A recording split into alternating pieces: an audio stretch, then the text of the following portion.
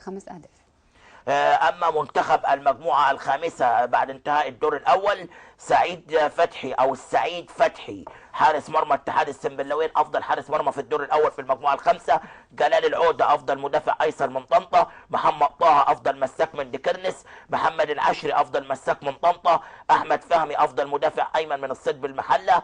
أحمد قاسم وسط مدافع جمهورية شبين. سيلا إيساجا وسط مدافع من بلدية المحلة. محمد خفاجة أفضل جناح من طنطا. محروس خطاب أبو بومبا بومبا ولا أنبوبة؟ بومبا ماشي. بومبا افضل جناح من سمنود. محمد شاهين افضل مهاجم من المنصوره. ومحمد ناجي جدو افضل مهاجم من بلديه المحله. اما المدير الفني لمنتخب المجموعه الخامسه بعد الاسبوع الاخير وانتهى الدور الاول، فهو الكابتن خالد عيد المدير الفني لطنطا المجموعه السادسه. ترتيب الرؤيه الفنيه قبل ما